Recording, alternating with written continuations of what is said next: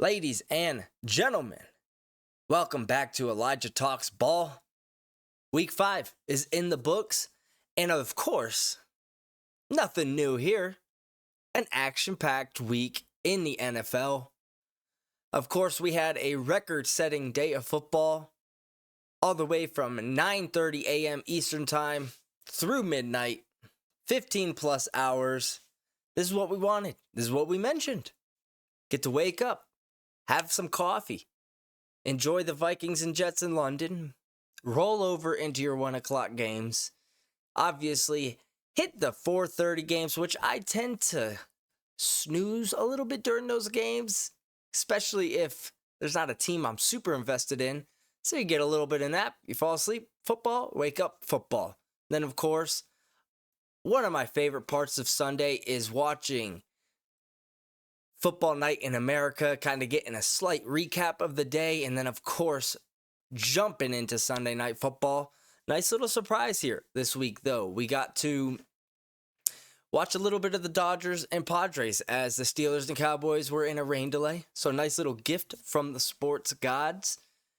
Get to miss out on zero action, and that's what you want. Sometimes it gets a little distracting when you got a couple games going on. You get FOMO. You don't want to miss any action. So we didn't have to. Of course, ended in thrilling fashion down there in Pennsylvania. So before we jump in, like and subscribe, comment down below. Let's keep growing this channel. Let's keep talking football. Let's keep talking baseball and enjoy ourselves while doing it. So without further ado, let's get it started. And we're starting, of course, with the first London game in the 2024 NFL season. The undefeated Vikings taking on the New York Jets. The hype train ran out of gas, or whatever they run on. No charcoal in the engine room for the New York Jets. Started off, obviously, 0-1, getting kind of throttled by the Niners. But then they bounced back, beat a couple shitty teams in the Titans and the Patriots. Things are looking good. Then they drop last week, and of course, this week in London, Aaron Rodgers throws 3 interceptions, a crucial, horrible pick at the end of the game. Really just the main theme I took away in this game when it comes to the Jets offense is 2 things. One, they have no interest in running the ball, and you wonder how much of that is Aaron Rodgers influencing what Nate Hackett calls, because it seems like he has no interest in establishing a run game. It's almost like when you have a quarterback you really like on your Madden franchise, and you just want to pass the ball 40 times, and eventually the defense kind of figures out what you're doing and it drops into coverage and messes up your whole day. That's kind of what's going on with the New York Jets. The second thing I took from this game is kind of what happened with Tom Brady when he went to the Buccaneers his first year. They started off slow. There was no chemistry. They didn't have any sort of established, grit together and work together in the offseason. Obviously, Aaron been injured. Hasn't established a lot of connection with these guys. And you can see it on the field. There's countless plays where Aaron throws it into a window and Garrett Wilson keeps running. Or on the game-winning interception by Stephon Gilmore. Mike Williams still running down the sideline. Aaron threw a back shoulder. Fortunately, the only one looking back for that shoulder was Stephon, and he made a great play. He still got it. Side note. The Jets are now 2-3, and they're taking on the Bills next Monday night in New York. But I gotta say, this Buffalo team, they're coming off another tough loss. They're gonna be pissed off. And if the Jets drop this game, they'll be 2-4. Not what you want. And it's not a 2-4 like the Bengals where the offense is humming. There's not a lot of questions there. It's a 2-4. Like, are we sure this Jets team is even going to make it to 8 wins? The defense obviously looks good. But there is just something off about this offense. And you wonder if it's going to fix itself with a little bit of extra practice, some more games under the belt to establish more rhythm and a better chemistry. Because there is just something off, and you hope you can fix it because you got to fix it fast. The season's already a quarter of the way through. You got a losing record. You put all your chips into one table in the middle. The offense runs through Garrett Wilson. Clearly, Aaron does not look like he still got it. And I think people forget. I mean, he had such a decorated career. Easily one of the best quarterbacks of all time. You can't take that away from him. But his last year with the Packers, they went 8-9. Didn't even make the playoffs. And he did not look good in the process. Complaining about that he didn't have enough talent around him. But then Jordan Love came out and led the league in touchdown passes the next year with the same group of guys. So you wonder if it just is gone. And sometimes we've seen it with Big Ben. You see it with relief pitchers.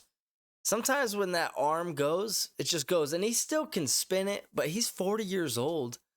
I don't know if he can take some of these hits that he is withstanding because he's getting just peppered behind the line of scrimmage. That play where he got bent over, it looked like the end of his season. And you got to shout out his toughness, battled through it. And even though he played pretty terribly, he kept his guys in it. And they had a shot to win it at the end. But moving over to the Vikings side of the ball, this is exactly what you wanted to see from your team. You've been playing from the lead. And you've just been beating the hell out of teams when you're doing that. But you haven't had to play a full 60 minutes yet. And in this game, it felt like you guys were going to run away with this thing. You were up early. Going into the half, you're like, Sam Darnold maybe doesn't look as good as he has all season, which is expected against a good Jets defense. You obviously lost Aaron Jones earlier in the game, so that affects your running game. But this defense, man, does it travel and does it dominate. Brian Flores, there's no shot if he keeps up the incredible game plan that he has been having over this season and last year. He's going to get another shot to be a head coach, and he deserves it. I was actually talking with my buddy today about where he would go, and he had those issues with Tua, but if you paired him with, say, obviously the Chargers have Justin Herbert, but a quarterback of that stature, 6'5", 6'6", 250 pounds, you're telling me that Brian Flores isn't going to like the guy that is the most fragile position but is not afraid to put his helmet into somebody's chest? I think he'd like that. I hope he gets another chance because this Vikings defense is so legit. And they won the game from him. They had to play wire to wire. And when it seemed like the momentum was with the Jets and things could take a turn for the worse, they buckled down, they got the turnover, and they won the game. And they're 5-0. Nobody had this team at 5-0. Incredible testament to Kevin O'Connell, who we talk about Matt LaFleur as being underrated. You got to put Kevin O'Connell in that same threshold. I mean, he really has consistently had the Vikings in playoff contention since he took over there. So shout out Vikings. 5-0. Awesome start to the season. First London game in the books next week. Bears and the Jaguars. Moving on to the first 1 o'clock game of the day. Panthers and the Bears. And I'll tell you what, Bears fans, you got to be stoked of how Caleb Williams looked today. He looked like #1 pick. He got that connection with DJ Moore, who, revenge game, 5 for 105 and 2 touchdowns. Got him on my fantasy team. Humble brag. Man, he looked good. Felt very comfortable, and it seems like the game is slowing down a little bit. The first couple weeks, frantic in the pocket.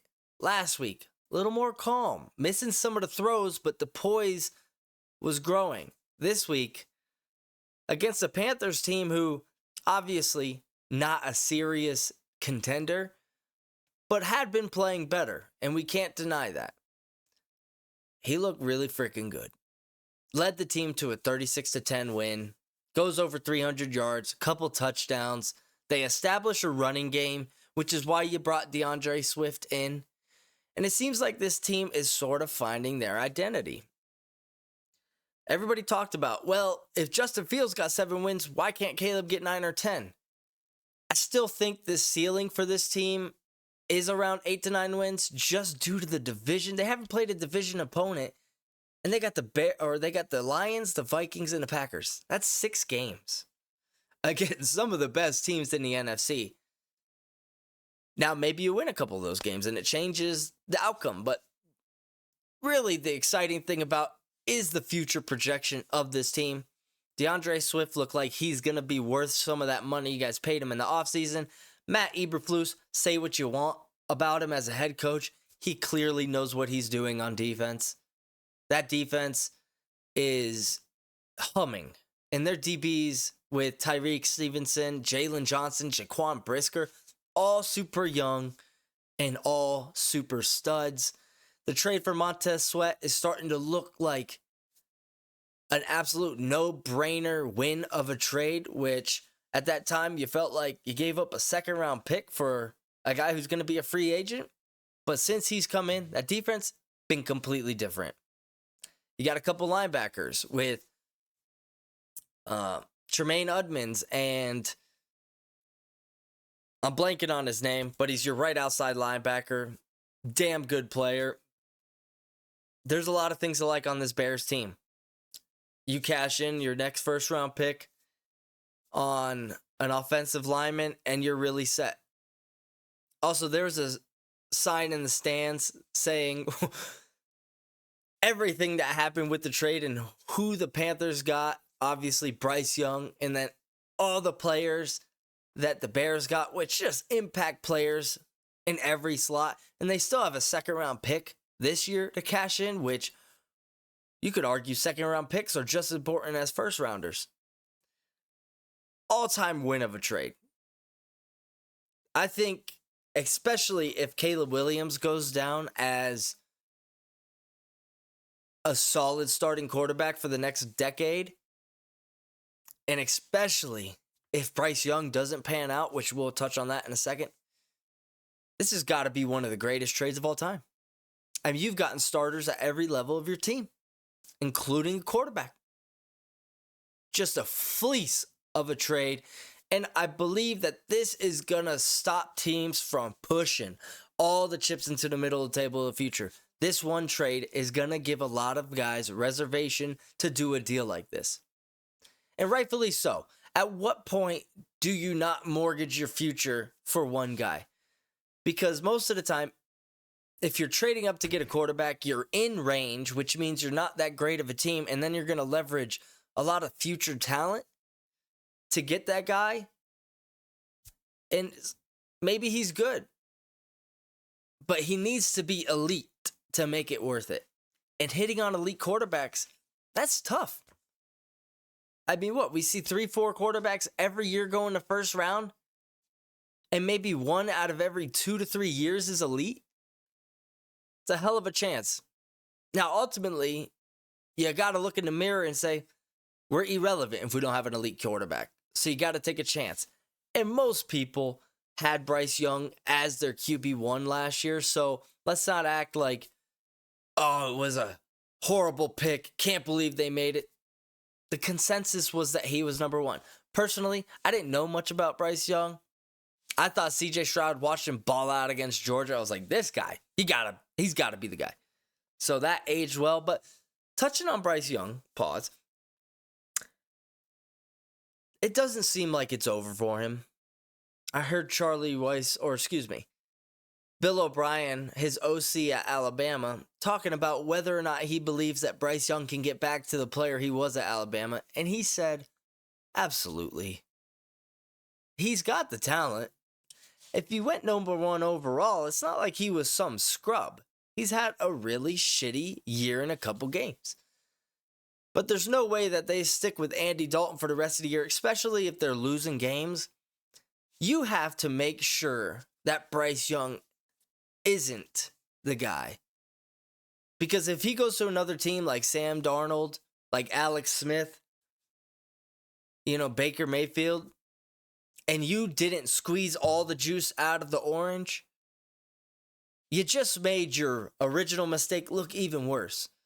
So I assume they're probably going to let Andy start a couple more games, and if they lose them, throw Bryce back in and just ride it out for the rest of the season.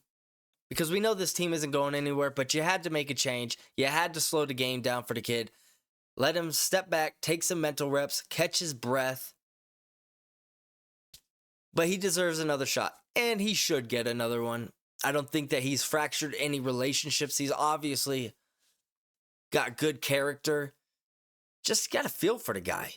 And he looks tiny behind that fucking line of scrimmage, behind the offensive lineman, which is surprising because in college, it didn't seem like that big of a deal.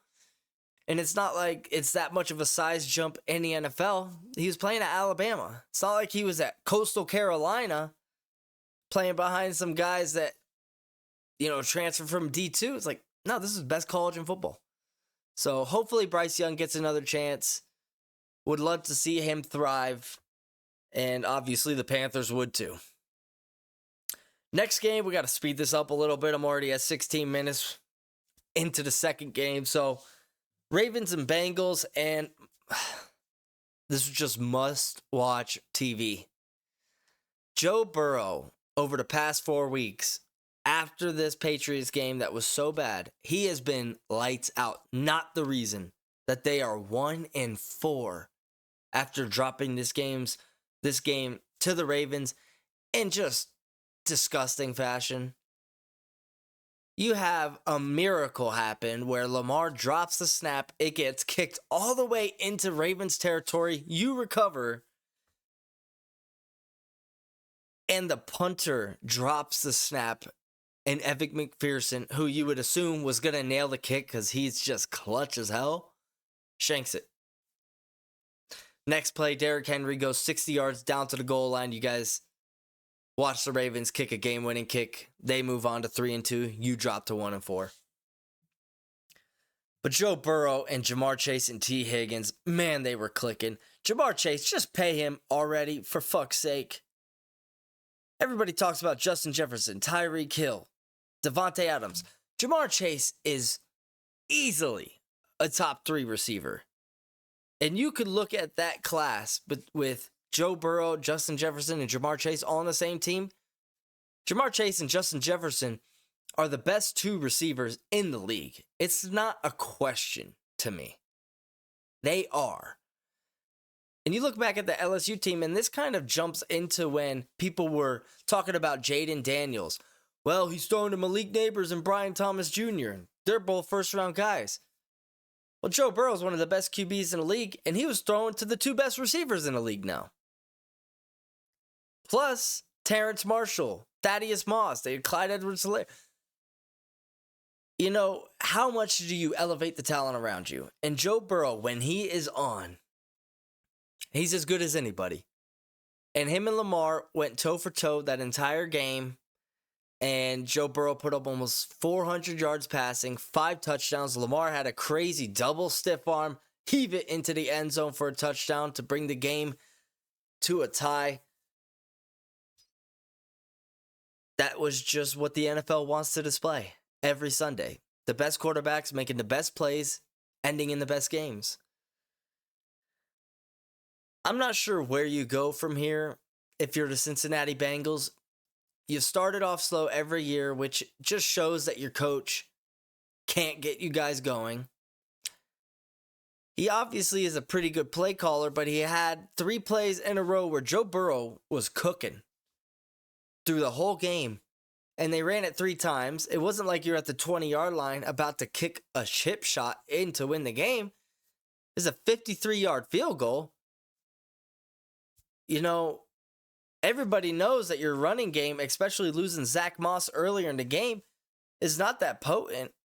You got to give the ball to Jamar Chase and T. Higgins. If you're worried about turning over, hit a couple bubble screens, couple slant or pick routes. Just give the ball to your playmakers. So that was a question. But also, is this team on Belichick watch going into next year? The defense is struggling. Well, Bill would come in, fix that issue immediately. Josh McDaniels is a great fit for Joe Burrow. You have Jamar Chase. You have T. Higgins. You have a couple tackles that you feel good about moving forward with in the future. You just need a running back and a couple defensive pieces. If I'm Bill Belichick, this is one of the teams I want to go to. And it kind of fits that Cleveland, obviously same state in Ohio. He started his head coaching career in Cleveland. You just move a little bit south. If I'm the Bengals, I make that call. But if I'm Bill, I tell him, well, if the owner's going to be a POS, I ain't doing it. Moving on, Bills and Texans. Bills dropped 2 games in a row now after Kyami Fairbairn hits a 59-yard game-winning field goal to lead the Texans to victory. CJ Stroud just immediately into the game, showing why he's a top 5 QB, hitting Nico Collins, who is one of the more quiet, best receivers in the league. He has just been on a tear over the past year and a half. Fortunately, he left early with a hamstring injury, but not without making his mark first. Catches a 60-yard touchdown on a deep post route that just gives you flashbacks to last year when they did the same thing against the Colts in a win-and-get-in game. And CJ Stroud, even though he had an interception and a fumble in the fourth, he was dominant. And really, it didn't feel like this game was as close as the score was. Josh Allen probably had his worst game as a professional. 9 for 30. Slightly concussed, you could argue that how did he get out of the blue tent? I mean, he got knocked the fuck out. And if you're a Bills fan, this gives you a little bit of pause. After last week, you chalk it up to the Ravens just got the best of you. Is what it is. Ravens are a good team. But when you look back at the beginning of your schedule, you didn't really beat anybody. I mean, obviously the Cardinals have shown that they're feisty, but you barely edged them out. Now you drop to the Texans. Your past 2 games are against teams that you're probably going to have to go through in the playoffs, and you kind of got worked by them. Keon Coleman looks pretty damn good. Maybe get him the ball a little bit more. You're riding James Cook, 20 carries, 82 yards. You like that. You get Terrell Bernard back, your linebacker who intercepted CJ Stroud, and he's a playmaker. There's just got to be some consistency. And this has been the issue with the Bills over the past few years, is that their highs, they're the best team in the league. Their lows, are they even going to make the playoffs? They've got to level it out a little bit. And you wonder, even if they don't make the Super Bowl, do they have to get to the AFC Championship for Sean McDermott to continue to be their coach? That'll be an interesting scenario as the season continues. I like Sean McDermott. I think he's a great coach. Sometimes a change of scenery is just needed. Because you probably only have, let's say, 2 to 3 more years of dominant Josh Allen. Like peak, one of the best players in the league. But maybe only 2 years of decent QB after that. I mean, we're talking about 5 more years. We've seen Cam, he fell off a cliff. Ben, he fell off a cliff. These bigger quarterbacks that take all these hits, their career it drops off like a plateau. Or, drops off like a cliff. Plateau's the opposite. Let's use our brain today. Texans, you win a gritty game. That's what you want to do. Stephon Diggs gets his revenge. Texans, 4-1. You look legit. Next game, we got the Colts and the Jags, and everybody, round of applause. Jags get their first win, baby. Game-winning field goal as well. A lot of game-winning moments this weekend. Awesome to see. Trevor Lawrence, super strong first half. 17 for 20, 200-plus yards. Looked great. Slightly rocky second half. But Tank Bigsby, 13 carries, 101 yards, 2 touchdowns. The rookie looking like an absolute menace on the field. Is he going to push Travis Etienne for a little bit of playing time? How can he not after that performance? Even though the Jags got their first win of the season, which maybe you start to stack some. You know, you got the Patriots in 2 weeks. Obviously, the Bears next week. These are winnable games. If you can come back from London 3-4, you feel pretty decent. The story of this game, though, has got to go to Joe Flacco. I mean, just balling out. Hit 18 miles an hour on a run, looking like a giraffe in full stride. Do you keep Joe Flacco in once Anthony Richardson comes back? Probably not, just because you drafted the rookie for overall, you got to play him, but it is a fun storyline. And at what point do you ship him off? If he plays over the next 3 games, say Anthony Richardson misses the rest of October, and he plays like he did in Cleveland, which he's shown he looks even better so far, can you get a 4th-round pick out of him? To a team like the Dolphins, if Tua's going to miss some more time? To a team like the Raiders, who need a QB? That's a real conversation that you got to have. And you're not planning on keeping Joe Flacco for the long term. The GM's got to be calling around about that. Next up, this one just sucks to talk about. You obviously know where I'm going. Dolphins and Patriots. The toilet bowl.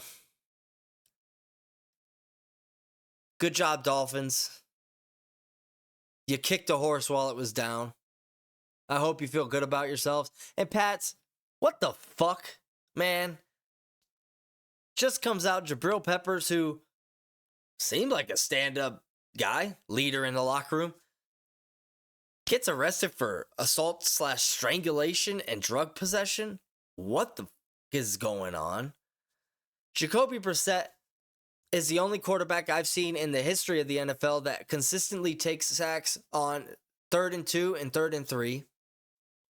And the defense is on the field for what feels like 80% of the game. And they play good every week. But we've lost so many guys. Obviously traded Judon. Barmore's out for probably the year. Bentley's out for the year. Duggar's out. Peppers was out. And the defense is still playing good. The bright spot in all of this is that Christian Gonzalez, this is his 8th game as a starting NFL player. And he has faced DK Metcalf, Tyreek Hill twice, Jamar Chase, CeeDee Lamb. He has shut down all of these players. Through 8 games, he's shut down every single number 1 receiver, which they haven't had a week where he hasn't played a legit number 1. He's got 2 interceptions, locking them down. You got to be stoked about this guy. Dolphins, you get a good win. And you needed this because it seems like Tua is going to be coming back off of IR once that stint ends in 2 weeks. You need to win these games to keep yourself in it. If you can squeeze out one more, you go into bringing back Tua 3-4. You got to feel pretty good because that team, I feel like, is going to just fire off because they're ready to explode. You can tell that this team really wants to win. They've got some competitors.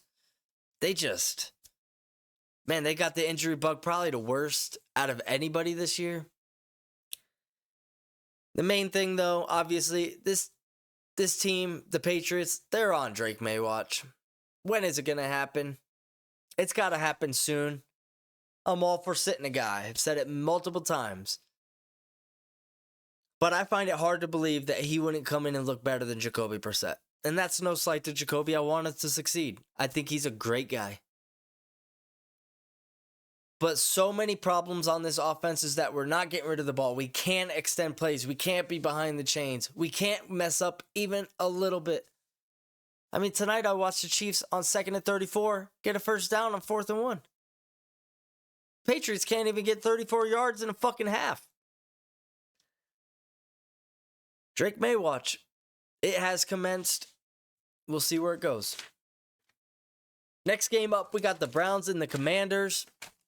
Excuse me for the wrinkling of the paper. Commanders take this one, and Jaden Daniels looked in command. Pun intended. This dude just keeps on keeping on. Has a beautiful deep bomb to Terry McLaurin, who's just got to be the happiest guy in the NFL right now. Dan Quinn's got this defense humming. What's new? Not much to talk about in this game. The Commanders are the real deal. They look legit. And don't be surprised at the end of the year with all the turmoil that the Eagles are going through. The Giants, while feisty, can you really expect them to win the division? And the Cowboys, they did just get a huge win Sunday night against the Steelers. But this Commanders team looks like the most consistent and the team that believes the most and is having the most fun. The Browns, there's not much to talk about. It's got to be time to sit down Deshaun Watson for a couple weeks. Maybe not move on from him completely because you can't, because you're tied to him with $60 million a year for the next 3 years. But at some point, you just got to let your team know that you are concerned about winning and losing, because you just have no shot with Deshaun out there right now. And everything that's come out, it feels like it's not so much his play, because he has moments where he looks good. Seems like his swagger is just gone. That he can't go out there and show off because everybody thinks he's just a fucking predator. So maybe just get him out of the limelight for a little bit. Let him relax. Maybe send him home for a couple weeks. Just let him collect himself, come back. Maybe it's a different guy. Next up, we're moving on to the 4 o'clock games. We have the Arizona Cardinals and the San Francisco 49ers. And somehow, the Cardinals pull this one off, even though they had a kick blocked and returned for a touchdown. Ayuk has his first game where he looks like he's worth $30 million. You could tell that he was a little pissed off during the game. Like, I've had enough of this media bullshit. I'm going to go out and I'm going to dominate. And he did. He looked very good. But Purdy tried to play hero ball too much in this game, and it bit him in the ass at the end. Throws a pick to seal the deal. Kyler Murray opens the game up with a 50-yard touchdown run on a read option. The Cardinals, like we said, they're feisty. And they beat up on a team that is currently still trying to figure out who they are this year. And maybe not figure out who they are, but establish themselves for what they know they are. The Niners are 2-3. And really, this entire division you thought was probably going to be a stronger one. Nobody's pulling away. Nobody's showing that it's legit. The Rams, you could argue, are the most competitive team in the division. And they have the most injuries. Dolphins are second. The Rams are first. They have the worst injuries so far this year. In every game, somehow they're in it towards the end. Except for that Cardinals game. They've been incredibly competitive. So you wonder, if they were healthy, they'd probably be in first place. Because the Niners, something doesn't look right. And they have all the talent in the world.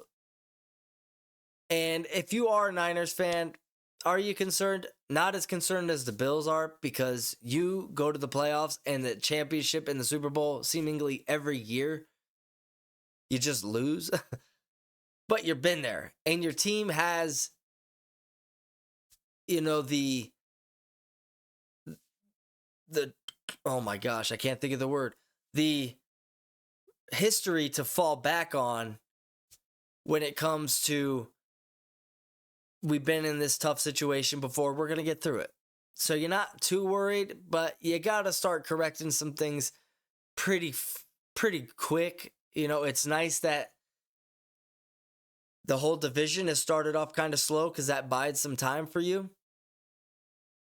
But obviously, Christian McCaffrey, we don't know when he's coming back, which hurts, but Jordan Mason has been more than serviceable. The defense, there's just something not right with it. And you got the guys, and so you wonder, is this team going to click come mid-November? Are they going to kind of hit on all cylinders, which they typically do, and make a run? You got to just stack some wins when you can. And this game was in your grasp and you couldn't do it. You lost your kicker, which that really hurts, but I don't really think it came down to the kicker. It just came down to bad situational football. Packers and Rams, and every week Jordan Love does his best Brett Favre impression and his best Aaron Rodgers impression.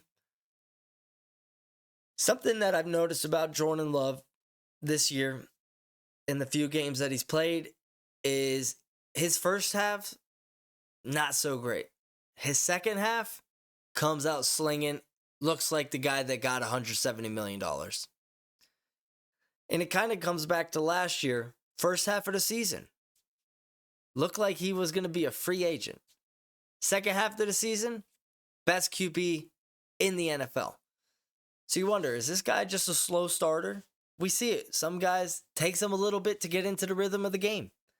As he gets some of these reps under his belt, I mean, it's really only week 2.5 for him. I think we're going to start to see Jordan Love as that knee continues to heal and he gets a little bit more game action under his belt because he's only started for a year. You know, it's not like this guy's a seasoned vet. You know, he's still young. You're still going to have some speed bumps. But man, that throw he made to Jaden Reed, where it looked like he was throwing a pick into triple coverage, and he dropped it out of the sky perfectly in the bucket. And Jaden Reed, what a catch. What a stud young receiver. I think we're going to see Jordan Love really start to heat up here. Obviously, we touched on the Rams. Just feel bad for him at this point. Cooper Kupp, you hope to get back in a couple weeks. Puka, probably not towards week 9. Do you trade Matt Stafford? Because are you reloading this team next year and going one more time? It'd be different if he was 36 like Rodgers, who's avoided a lot of hits. Jared Goff, Kirk Cousins. Stafford is taking a beating over his career. And he's unquestionably one of the toughest guys in the NFL. But his 36 feels more like a Tom Brady's 44. Do you ship him off? You could probably get a second-round pick, ship him to the Raiders or the Dolphins. I mean, holy shit, seeing him in Miami, that'd be crazy. If it gets to the point where Puka's going to be out for the year and Cooper's going to miss 6 more weeks, you got to really have that conversation. Because how far in the future are you going with Matt Stafford? You know, hopefully a couple more years. But like we just said, this could fall off quick. Quick shout out, Xavier McKinney just keeps the streak going. 5 games, 5 interceptions. Looking like the best free agent signing this offseason. Back-to-back years. 2 game-changing safeties go in free agency. Jesse Bates to the Falcons, now Xavier McKinney to the Giants. Great pickup. Next game, final 4 o'clock slate. Got the Giants and the Seahawks. And I'll tell you what, the Giants, man, are they feisty. If you erase that first game that they played against the Vikings, who, looking back, doesn't seem like such a bad game now since the Vikings are one of the best teams in the NFL. This team almost beat the Cowboys last week. They upset the Seahawks this week. They've had a couple other good wins. They did this one without Malik Neighbors and Devin Singletary. Daniel Jones has looked pretty damn good. You know, has he been top tier? No, but he's been above average for sure since the first week. Brian Daboll obviously knows how to get this team ready to play. And last year, he was winning games with Tommy DeVito. And as much as I want him to get fired to go to the Patriots as their offensive coordinator, if the year keeps up like this, where you're in every game and you're winning some that you shouldn't, maybe you don't finish with a winning record, but you go 7-10, he's going to get another year. And he should. You take a quarterback, because even if Daniel Jones does play decent, that's his ceiling, is what we're seeing right now. And at that point, you'd only be 7-10. You got to swing for the fence. Seahawks seeming a little overrated right now.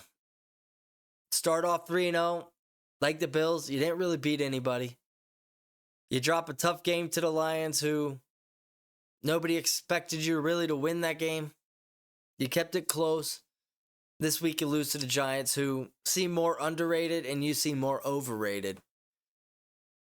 Geno Smith, kind of same situation with the Giants and Daniel Jones.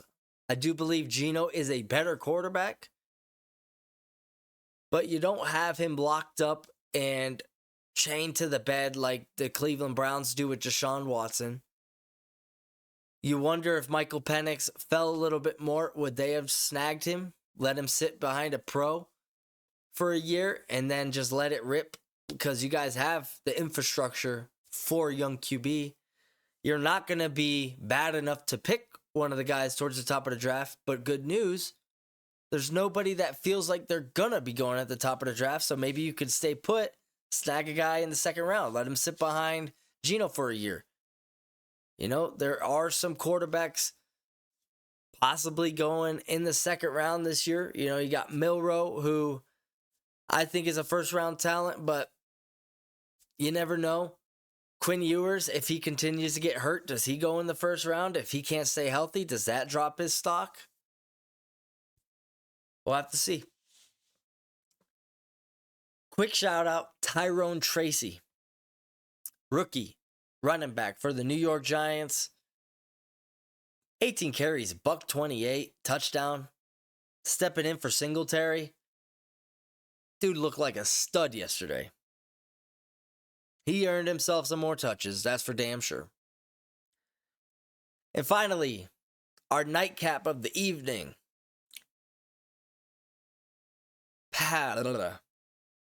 Excuse me. I had a brain fart there for a second. Hour and 45-minute delay. Get to watch a little bit of Dodgers, a little bit of Padres.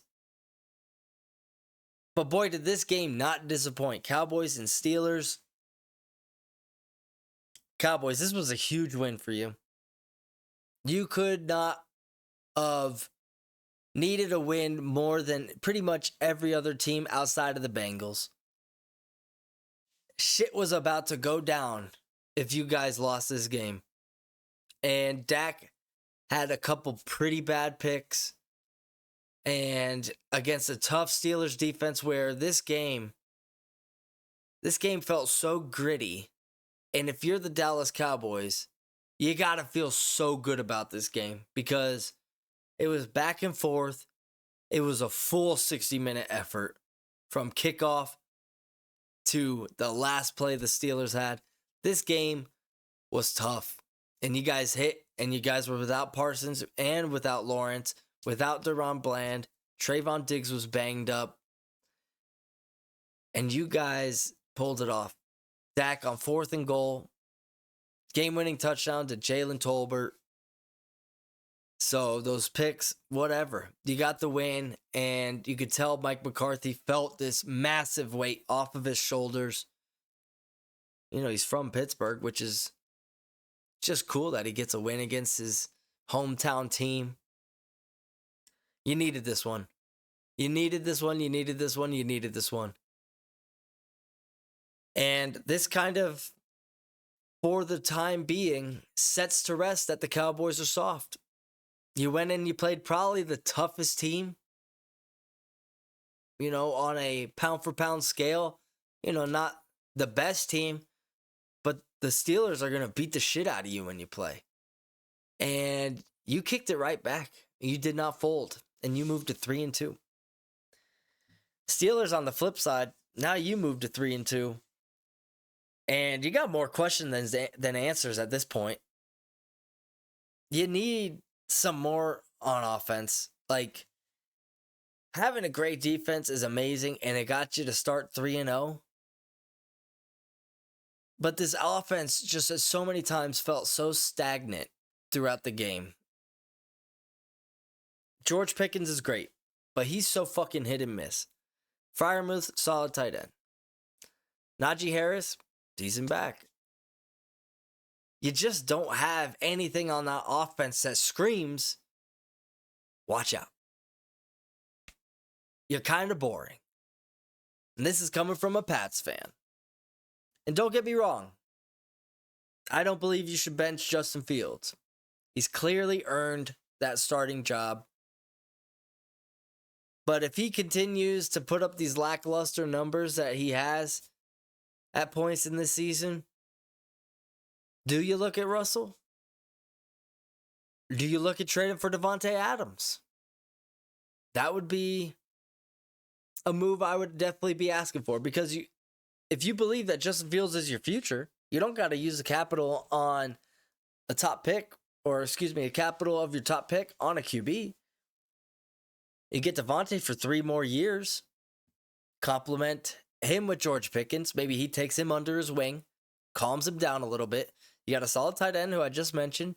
You get Jaylen Warren back. And your defense, even though you lost, your defense is fucking good.